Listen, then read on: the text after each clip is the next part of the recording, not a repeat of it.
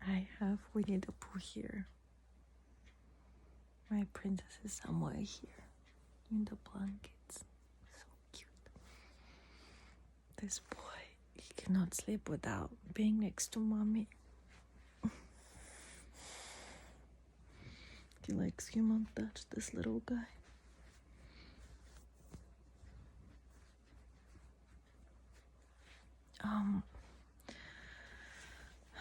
So yesterday I had really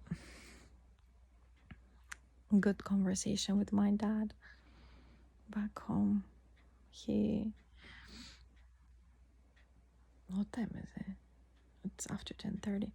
So he likes hiking and mountain climbing, and he has lots of land behind the house where he can, plant things. And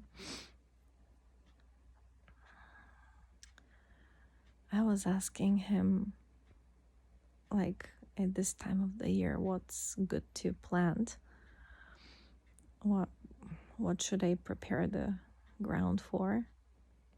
Because he's specialist in that. Like, his mom, my grandma, was actually, that's what she studied at school. She was an agricultural specialist, and so she knew the different kinds of potatoes and how to cut the trees so they can give more fruits, like all those things about gardening and farming. So it was really cool, and I learned a lot from them by spending the summers with them and looking at how they take care of the plants and what they harvest and how they can them in jars and for the winter. It was just great.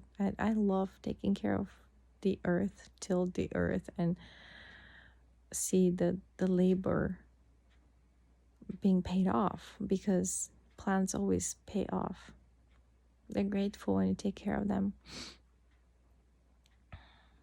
And my dad is that kind of guy too. When we were there five years ago, he had little tiny peach trees, and we loved them. We just took the fruits from the trees, and that's how we ate them. The boys were so happy. Those two are not in the picture yet. They're only two.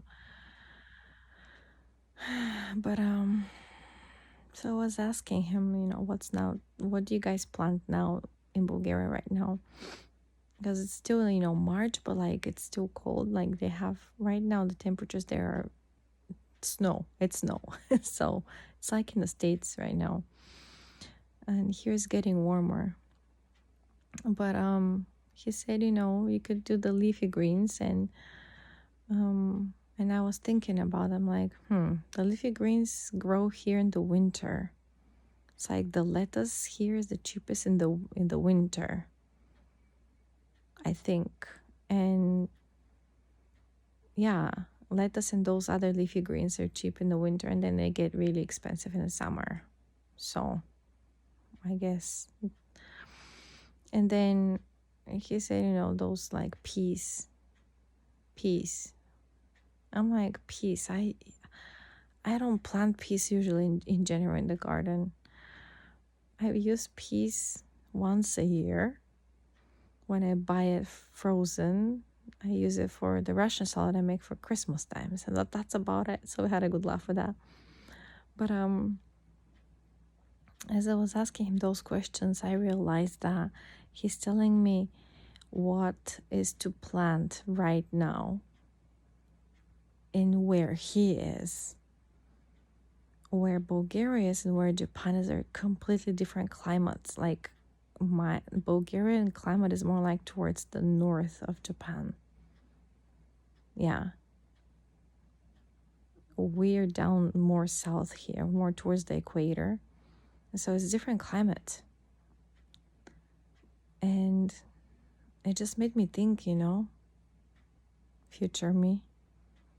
It made me think how I'm expecting him to tell me the answers I want to hear, like, oh yeah, it's time for tomatoes and for cucumbers and for eggplants. No. If I plant anything down in the the dirt right now, nothing's gonna come out.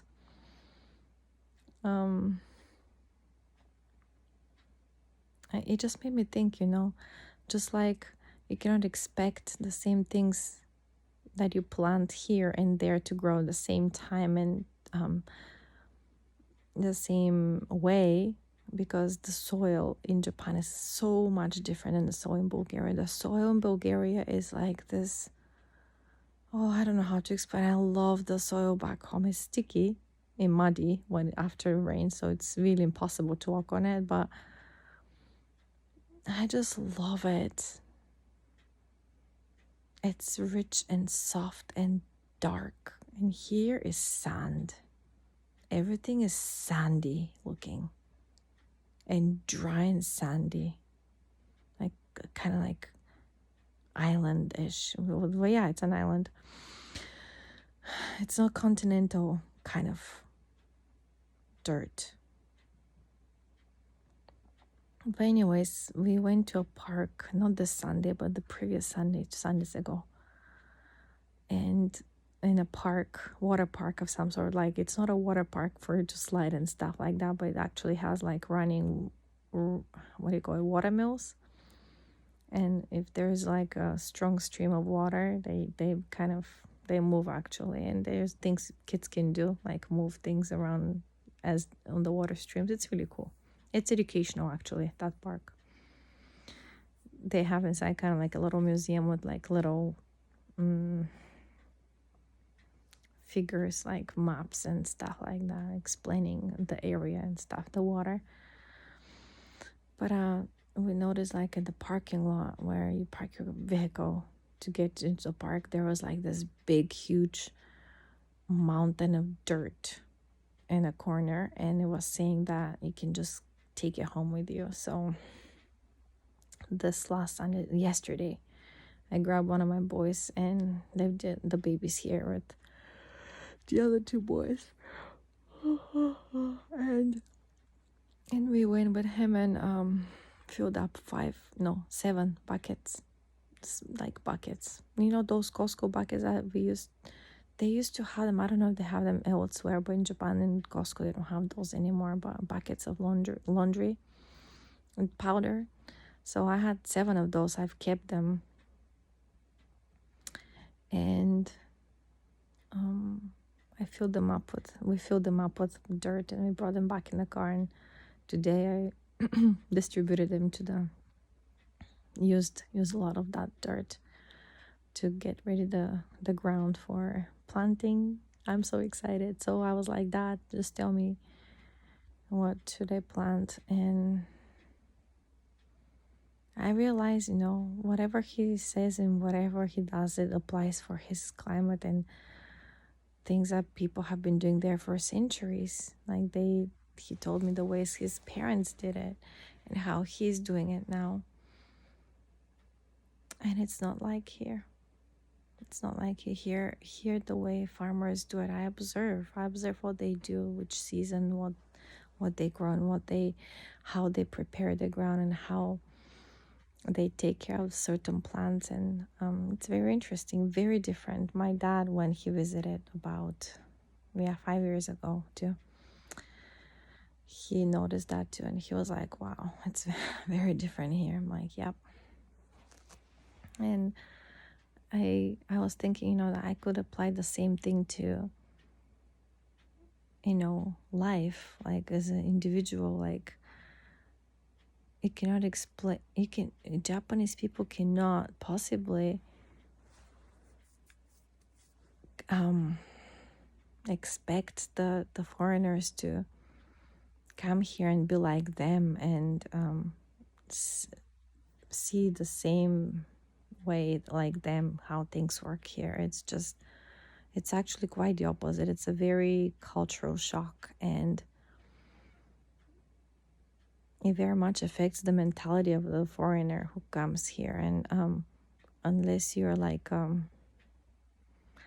I would say if you're just here to work, teach English for like a few years and a couple years or a year even, and just leave, just to check the box in the bucket list that you were in Japan, and then you'll be okay. But And even then, some people have experience and they're like, what the heck? But like, if you're here like me, stay and raise your kids, you can't really possibly expect a person to just get used to it. And quite contrary, I have grown to really dislike a lot of things, and a lot of things that have been happening to my kids, and the way I've been treated is like, suck it up already. Like, this phrase, I'll never forget it. I don't know, it just bothers me so much, because the truth is, I did follow like blindly, and I did not stand for what I wanted to do in this life, and I just followed blindly. And there's no way I can, no matter how much I live here, there's no way I can be one of them, or would like their ways of how they do things. And it's just impossible. Just like plants cannot grow the same way here and in Bulgaria. No way. I don't know. I just made that kind of connection somehow in my brain, and it makes sense in my head. I don't know if it makes sense what I'm saying, but I'm pretty sure you'll understand if you watch this later. But as for now, I'm really tired because I worked hard in the garden today, and those two little puppies were happily jumping all over me, around me, and my little girl was helping me. Actually, we were putting seeds in a little, from yogurt, little cups, planting them and keeping them in box inside the house until it gets warm outside, and see what comes out. We planted watermelon seeds. Yeah, I know it's early, it's still March, but we did it anyways. And we planted some eggplants and some peppers. Those, the red ones, they're like a bell shape, and the big ones. Let's see how it goes. Good night.